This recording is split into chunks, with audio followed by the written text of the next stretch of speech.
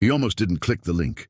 It had arrived at 2:17 in the morning, when silence feels heavier than darkness and every small sound echoes like a confession. The notification lit up his cracked phone screen, a dull glow in a room that hadn't known warmth in years. Unknown sender.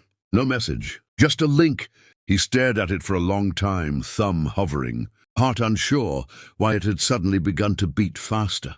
It was ridiculous, he told himself. Probably spam, a scam, or worse, something that would remind him of everything he had spent years trying to forget. Still, something about it felt deliberate, as if it wasn't sent to just anyone, as if it was meant for him. He clicked. The video opened without an ad, without delay, as if it had been waiting. The screen was black for a few seconds, and he could hear nothing but faint static. Then slowly an image began to appear. It was a park, not just any park, his park. The old iron bench came into focus first, the one with peeling green paint. Then the tree behind it bent slightly to the left, like it was tired of standing. And then the small gravel path where he used to walk every evening, back when life still felt like it was moving forward. His breath caught. "No," he whispered.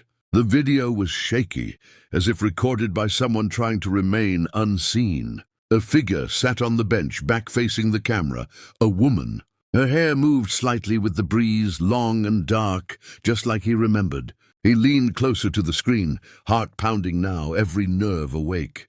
She turned, and time collapsed. It was her, Aisha. He hadn't said her name out loud in years, not because he forgot, but because he couldn't bear how it felt in his mouth, like a wound reopening every time. The video had no sound except for the wind, but her lips moved. She was speaking, saying something he couldn't hear, something that looked urgent, almost desperate. He paused the video, hands trembling. This wasn't possible. Aisha had been gone for 5 years. Gone in a way that didn't leave room for misunderstandings or second chances. Gone in a way that carved a permanent absence into his life. He pressed play again, as if maybe the truth would change. She stood up from the bench and walked closer to the camera. Her eyes seemed to look directly into him. Not through a lens, but into something deeper, something that knew him. She stopped just inches away, and then she smiled. Not the bright, careless smile she used to have, but a softer one carrying a weight he didn't understand. Her lips moved again, and this time he swore he could almost hear her. I waited. The video ended abruptly. The room fell silent again, but it wasn't the same silence as before.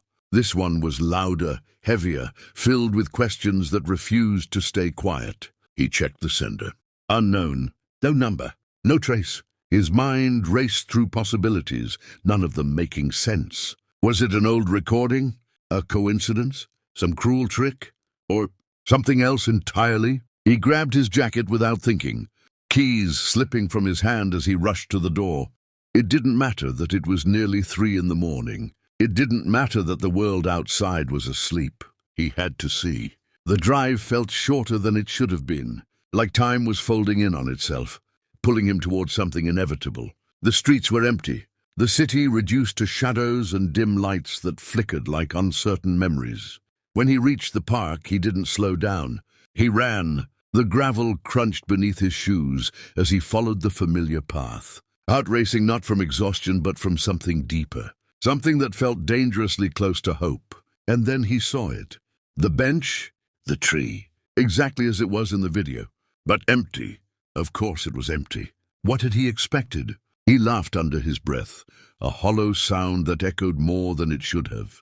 "You're losing it," he muttered. He walked closer anyway, drawn by something he couldn't explain. The bench looked untouched, as if time had respected this one place and left it alone. He ran his fingers over the chipped paint, remembering the countless evenings they had spent here, talking about everything and nothing. "You always come back here," she used to say. "And you always find me," he would reply. Back then, it felt like a promise. Now it felt like a lie. He sat down, staring at the empty space beside him. "I'm here," he said softly, the words slipping out before he could stop them. The wind moved through the trees, carrying a faint chill. And then, very quietly, he heard it. A whisper. "So am I."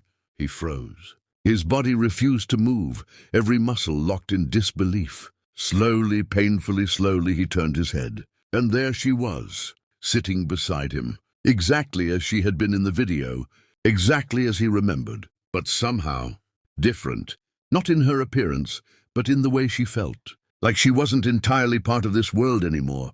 Tears filled his eyes before he could stop them. Aisha. Her name broke in his voice, fragile and real. She looked at him, and for a moment everything else disappeared. The years, the pain, the unanswered questions, all of it faded under the weight of her gaze. "You came," she said, her voice soft but clear. I don't understand," he whispered. She nodded as if she had expected that. "You weren't supposed to," she replied. He shook his head, frustration and confusion rising together. "You're not. You can't be here. You're gone," she finished gently. He couldn't say it. She smiled faintly. "I know." Silence settled between them, but it wasn't empty. It was filled with everything they hadn't said, everything they had lost. "Why now?" he asked finally. Her eyes softened. "Because you finally listened." He frowned. "What does that mean?" She looked away for a moment, as if searching for the right words. "You spent so long running," she said quietly.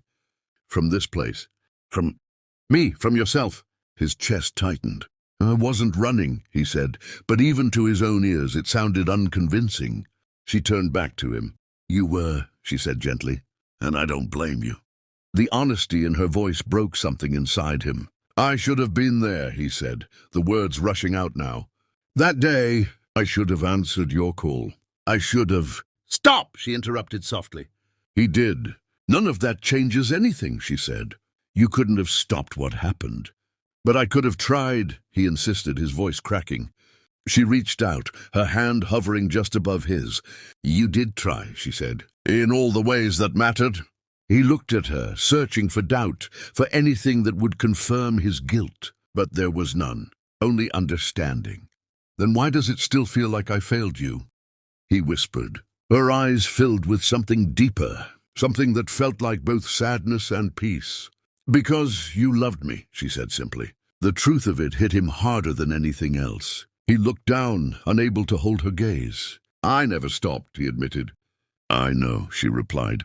Another silence, but this one felt different. Lighter somehow. "What was the video?" he asked after a while. She smiled slightly. "A memory," she said. "One you needed to see." "Why?" "Because you forgot how to feel," she answered. He let out a weak laugh. "I wish I could forget more," he said. She shook her head. "No, you don't." He wanted to argue, but he didn't have the energy. "Will you stay?" he asked, the question coming out smaller than he intended. Her expression softened even more. "I can't," she said. He felt it before she even finished the sentence, that familiar ache returning, sharp and unavoidable. "But I can say goodbye," she added. He swallowed hard. "I thought we already did." She smiled sadly. "No," she said. "We didn't." He realized she was right. There had been no goodbye. Just an ending. And maybe that was why it had never really felt over. "I don't want to lose you again," he said. "You won't," she replied. "Not the way you think." He didn't understand, but he didn't ask. Instead, he just sat there, memorizing her presence. Every detail, every expression, knowing it wouldn't last. "You have to live," she said after a while. He looked at her. "I am living." She raised an eyebrow slightly. "Existing isn't the same thing."